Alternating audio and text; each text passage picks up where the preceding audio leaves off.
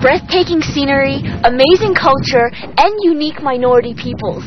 That is what Kashgar is all about. But you know, that's not why I'm here today. Instead, I'm here to look at the history behind it all. Kashgar in the 7th century, the Tang Dynasty, was one of the most important cities along the Silk Road. It was where exchange of goods and exchange of ideas between East and West occurred. Welcome to Travelogue's History and Culture series. I'm Yin, and what are we waiting for? Kashgar is situated in the far northwest corner of China, in the Xinjiang Uyghur Autonomous Region. The location is remote and borders the Taklamakan Desert to the east, the Pamir Mountains to the west, and is closer to both New Delhi and Moscow than Beijing. Endowed by nature with desert, glacier, and mountains, Kashgar attracts tons of tourists with its breathtaking scenery. However, its fame also stems from its position at the junction of the northern and southern routes of the Old Silk Road. It served as an important trading city and is sometimes known as a bright pearl of the Old Silk Road.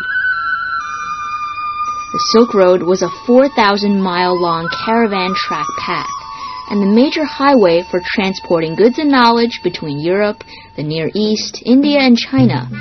Its history goes back to the Han Dynasty over 2,000 years ago, but it reached its height during the Tang Dynasty from 618 to 907.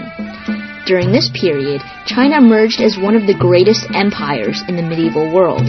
Around this time, Egypt became Islamic by conquest of the Muslim Arabs, and it had been over 100 years after the decline of the Roman Empire. Tang Dynasty saw economic prosperity, a central government, and rich cultural contacts with the rest of the world, which spurred activity along the Silk Road. Material goods like silk, like fruit, spices, gunpowder, and crafts from Arabian Nights and culture.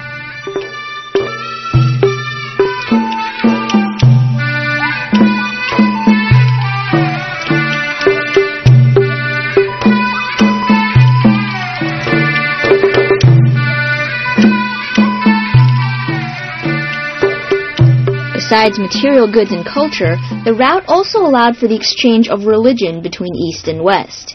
30 kilometers northeast of Kashgar is the ancient Hanoi city and the Moor Buddhist pagoda. This pagoda is the last Buddhist site after the formal introduction of Islamism.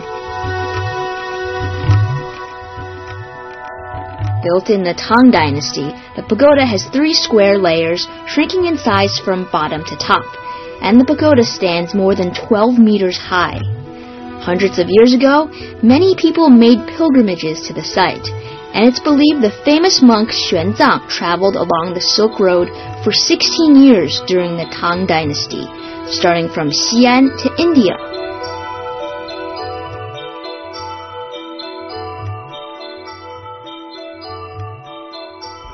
Kashgar became perhaps one of the most important cities in the world during the Tang Dynasty. It became a melting pot of different cultures, both East and West. But besides just trading just some of the products, there was also an exchange of ideas and religion. And for instance, this temple here, you see the prevalence of also Buddhist religion. And in this vast open space, you can feel the presence of people's burning desire to have religion as an important part of their lives.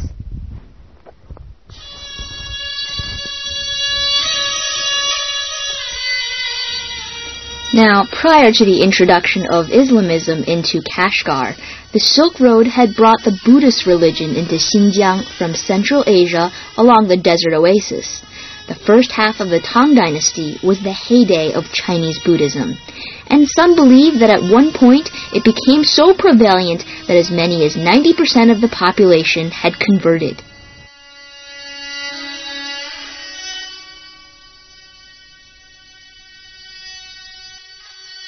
Today, Islamism is the major religion, and over 90% of the people in Kashgar are Uyghurs, Muslims with a culture completely different from the rest of China. Among the attractions in Kashgar is the Idka Mosque in the center of the city. Its characteristics contrast with Chinese-style mosques. The central dome and yellow and white structure shows striking similarity to Pakistan's. Kashi is a sacred place of Islam, and religion plays an important part in people's lives. The men go to mosque services to pray in the afternoons, and they engage in ritual cleaning and remove their shoes prior to the service.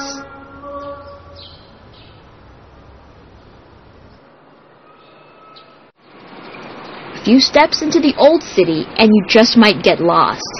Within the old city, dirt paths and traditional yellow mud brick houses quietly sit next to each other, spreading out like a circular maze. Today's skyscrapers and wide highways are non-existent from our view. Instead, locals choose to preserve their old way of life.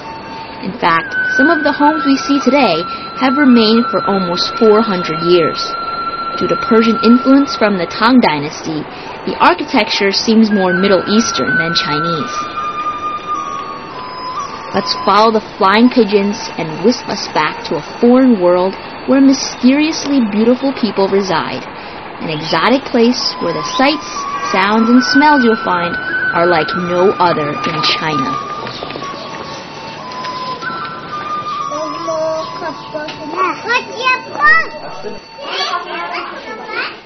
Well, not here in Kashgar. These houses have been around for over 400 years, and they're just built of clay or dirt.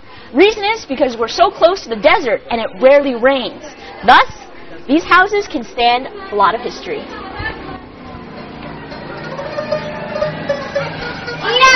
During the Tang Dynasty, Indian and Persian cultural influences were strong.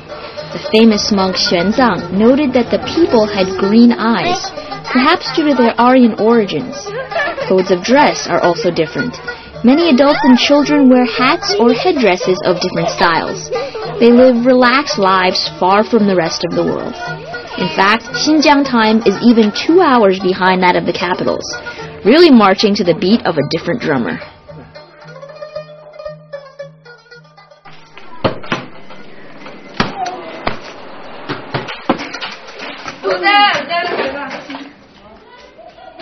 Can you guess what the structure above me is used for? If you think it's to prevent you from getting wet in the rain, you are absolutely wrong. Rarely does it even rain in this area. Actually, it's because in the Silk Road era, many traders came to this area, and they didn't have enough places to live. If you look around, it doesn't look like there's much housing available.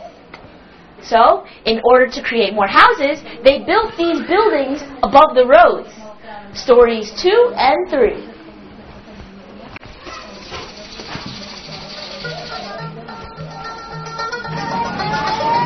The Uyghurs are a hospitable people with unique local culture.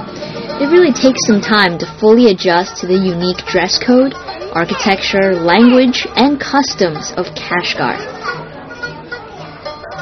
One custom is to link little girls' brows with paint.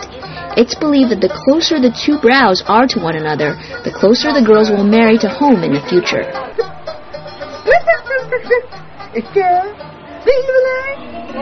Beautiful, right? Well, they have a great love for all things beautiful, including singing and dancing. Well, if you're not a good enough dancer, you can still try to be a Uyghur by buying something else. It's one of these hats. They're all hand-embroidered, one piece by one piece, so they're very intricate. Do I look like I'm from Kashgar? Yeah.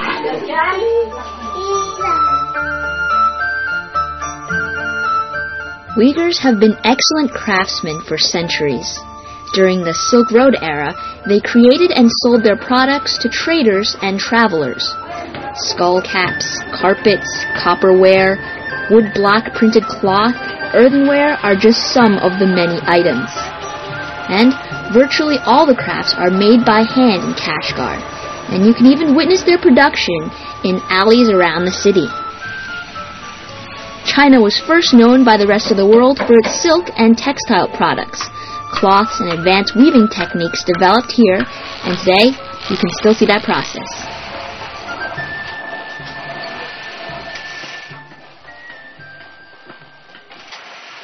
And here we can watch the production of cloth. First step is to flatten out the cotton. And then it's pulled into thin pieces of string. When the pieces are done, it's finally weaved. And the product is something like this. Many of the Uyghur women put these over their heads because it's said that men aren't allowed to look at them after they're married. Like this. Where did you go? And you are here. I can still see you inside. Believe me? Why don't you give it a try?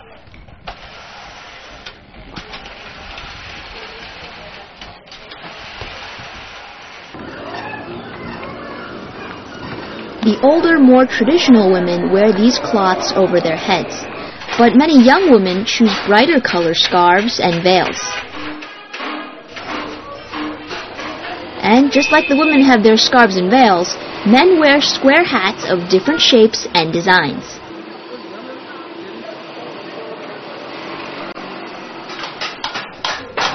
The art street is a bustling place that stands out for its color and sound. On the path are hundreds of workshops and stalls, selling a great variety of crafts. Walking down the street, you'll hear the sounds of hammering steel, sharpening knives, shaping wood, and of course, the beautiful Central Asian style instruments.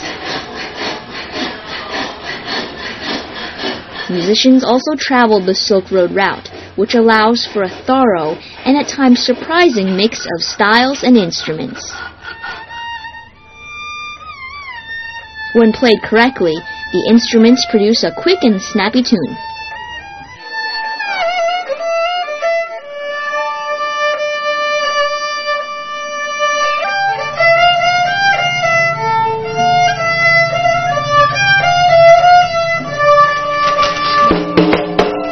The Uyghurs are a festive people, and their instruments are the same.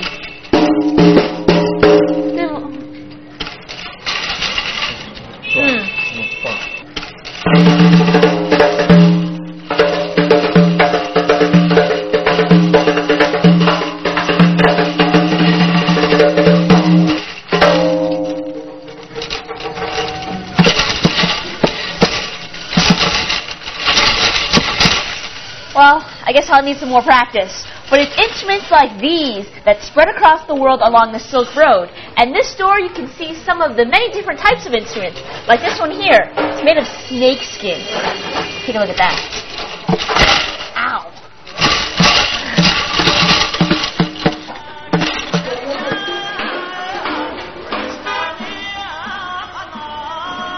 Xinjiang is also known for its unique cuisine. Snacks sold along the street include sizzling lamb kebabs, meat stuffed dough, and fresh pomegranates and grapes.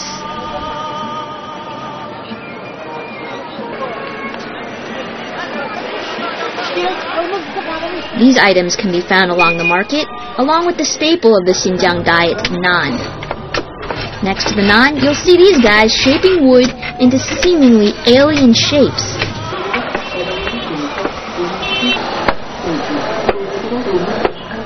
What is this? Even the food is artistic. The naan is stamped with cultural designs for decoration. When you come to Kashgar, whether it's in a city, countryside, on a typical day or a wedding, this roasted bread can be found.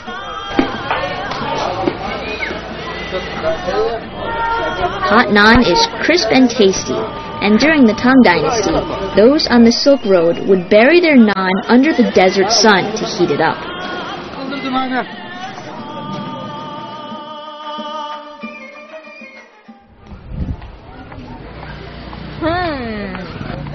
Oh, now I know what that tool was for. It's for stamping here. Along this bread. This is the local bread of the Uyghur people. And to tell you the truth, it looks pretty delicious. And it was also very scientific because it's not afraid of becoming stale. So you can pack it along on a long trip, like maybe the Silk Road journey. Yummy, delicious, scientific, the wonder of it all.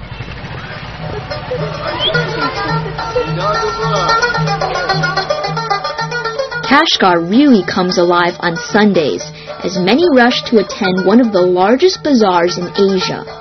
Horse and donkey-pulled carriages carrying boxes, livestock, and all sorts of objects gather.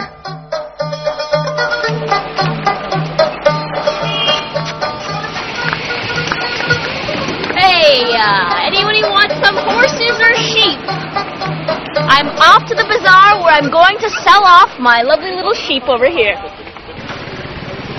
Although the bazaar is actually open every day of the week, it's most crowded on Sunday, where all sorts of things are sold. The livestock market provides the most realistic glimpse of the past, with intense sale of mostly lambs, donkeys, and horses. Among the crowd of animals, men bargain for the best price. Traditionally, prices are negotiated secretly. Traders grasp each other's hands and settle the price by wiggling their fingers. This tradition dates back to the Tang Dynasty, when Silk Road travelers exchanged livestock to facilitate their journey through deserts and snow-capped mountains.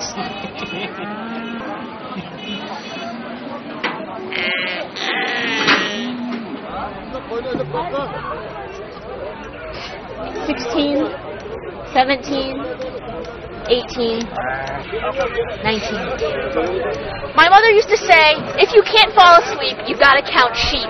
Well, I never knew what sheep really looked like, so I always ended up counting the clouds. But today, we got these babies right here, and they are going to make me a fortune. Right? Right?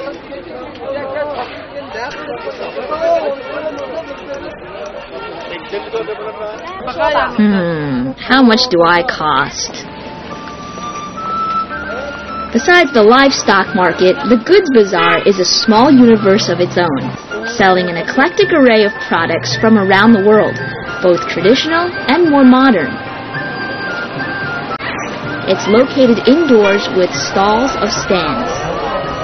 It's pretty amazing what an important role silk played in the history of the world, linking East and West. And obviously, the Silk Road got its name from the silk.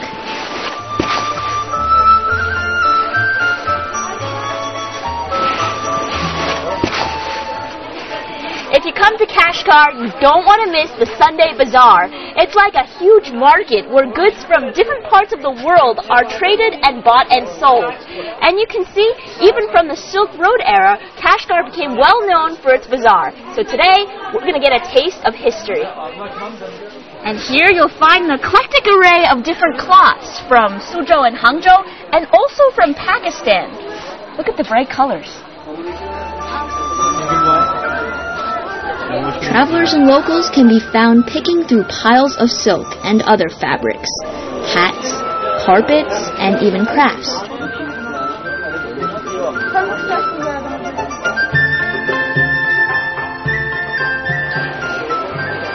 Hey look, there's Aladdin's bottle. Persian and Arabian characteristics make their way into art. Make a wish and a genie just might appear.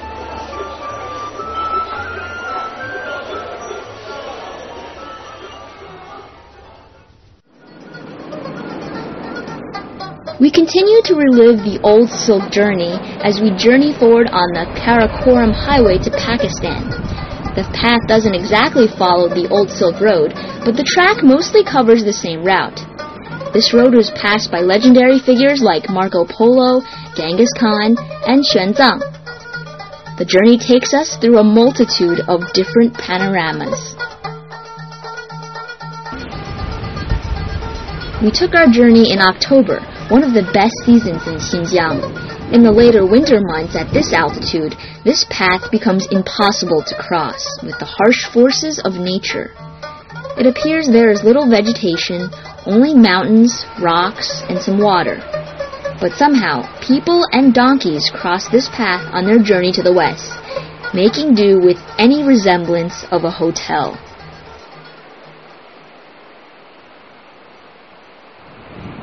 As a person of the 21st century, I took the easy way out and came here by car. But in the Tang Dynasty, people along the Silk Road took a very long and treacherous journey because they came on camel. And so they needed a place to stay. They stayed somewhere like this, where these rocks here would protect them from the winds. There was plenty of water around, and they were alongside the road. But also, you see this big plain here? This is where they could let their camels roam free.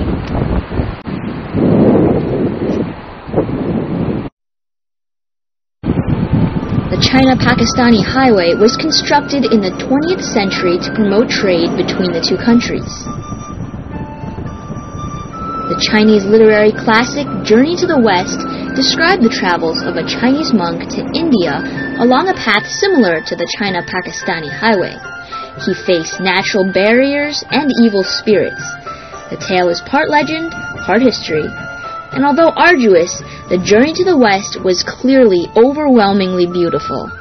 The highway is surrounded by towering snow-capped mountains, pristine waters, azure skies, and good company if you're lucky enough.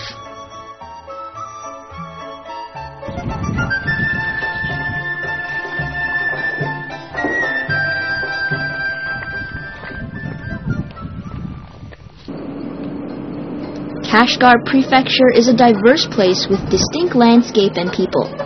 We drive along the Pamir Range to Tashkurgan, mostly inhabited by the Tajik minority, who look neither like Han nor Uyghur, and they have their own local Indo-European dialect. These people consider themselves the descendants of the eagle, known for its uprightness, loyalty, and bravery. In this small town, it's almost shocking to see women bare their arms and legs. These women typically wear dresses, stockings, and a small headscarf. Tashkurgan has a long history as a stop along the Silk Road. It was said to mark the midway between Europe and China, although this is debatable. Most famous is the crown-shaped structure in the ancient stone city. According to the Chinese records of the historian, this castle already existed before 557 AD. I got my passport ready. It's because I'm in Kashkurgan in Kashgar City. And this is where along the Silk Road the northern and the southern routes met up, and then people could go to other countries.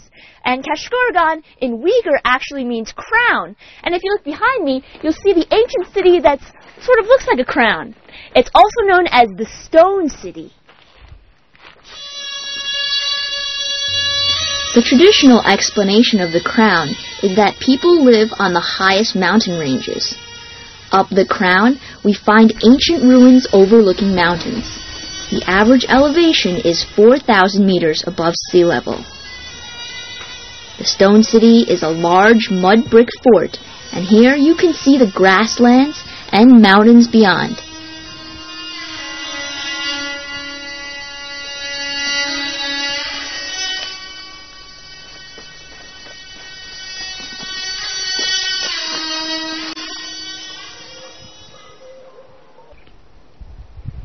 Somebody might look at this place and just think, a bunch of rocks, some dirt, scattered amongst the mountains under the open sky. But someone who knows a little something about history just might tell you that this is the origin of an entire civilization. The Tajik people made their home here almost 2,000 years ago, and it was in the Tang Dynasty that this area really developed. Our stone city really grew. And if you look carefully, you see the little paths along the rocks. Well, can you imagine 2,000 years ago, people hustling and bustling around this area? Who knows what will happen in 2,000 more years? Surrounded by a thin misty fog, small snowflakes begin to fall upon us.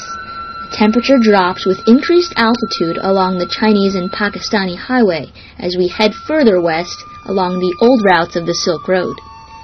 Kashgar's prefecture's importance derives from its strategic position at the foot of the Pamir Mountains, allowing access to the glacial passes of the Silk Road routes into Central Asia, India, and Persia. Fabled clear waters, lustrous clouds, and untouched skies numbing the senses. Here I am, encapsulated in history and sealed in time, across thousands of miles and spanning millions of cultures. Perhaps that's what makes Kashgar such a storehouse of history. The Silk Road changed the fate of the world, and in some way brought the seemingly enormous universe closer together. China! Pakistan! China? Pakistan! Where am I? Well, I am 5,000 meters above sea level in the Pamir Highlands. This was probably the most important point along the Silk Road, the place of interchange between mainland of China and Pakistan. Over on this side is mainland China, but on the other side is Pakistan. And although it seems like today's the end of our journey, it's just the beginning of the rest of the world. Thanks for watching Travelogue's History and Culture series. I'm Yin, and see you next time.